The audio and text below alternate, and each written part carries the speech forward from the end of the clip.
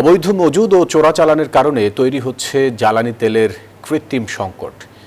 এই কথা জানিয়ে আইনমন্ত্রী অ্যাডভোকেট আসাদুজ্জামান তেলের কালোবাজারের রোধে প্রয়োজনে মৃত্যুদণ্ডের শাস্তি প্রয়োগের হুঁশিয়ারি দিয়েছেন।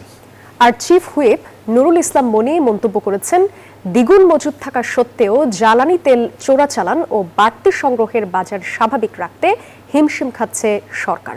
এদিকে দেশের জ্বালানি তেলের বাজারে অস্থিরতা তৈরির পেছনে রাজনৈতিক দুরভিসন্ধি থাকতে পারে বলে মনে করছেন বিশেষজ্ঞরা। থরে থরে সাজিয়ে রাখা ডিজেল ভর্তি এসব ব্যারেল পতেঙ্গার বহির্নোঙর এলাকায় বিশেষ অভিযান চালিয়ে জব্দ করে কোস্টগার্ড। মিয়ানমারের উদ্দেশ্যে পাচারকালে একটি বোটে তল্লাশি চালিয়ে এ সময় ৬,০০০ লিটার ডিজেল উদ্ধার করা হয়। আটক করা হয় ৮ রোহিঙ্গা সহ ১২ জন পাচারকারীকে।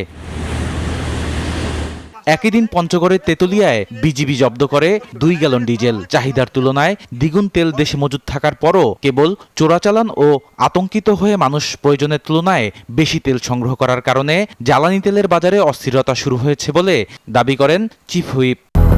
২০০-র বেশি সার্ভিস ও ফিচারে লেনদেনের সব বিকাশ অ্যাপে সম্ভব। যে পরিমাণ ফুয়েল বাংলাদেশে নর্মাল টাইমে দরকার তার দ্বিগুণ ফুয়েল দিয়েও আমরা কিন্তু এখন সামাল দিতে পারছি না।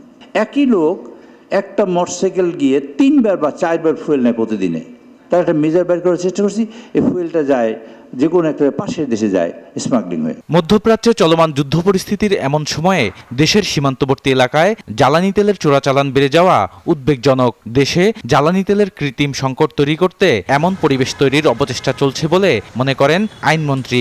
কালোবাজারি এবং মজুতদারির বিরুদ্ধে সেকশন ২৫-এর যে শাস্তির বিধান করা হয়েছে, প্রয়োজন বোধে সেই শাস্তি আমরা প্রয়োগ করব। তার সর্বোচ্চ শাস্তি মৃত্যুদণ্ড।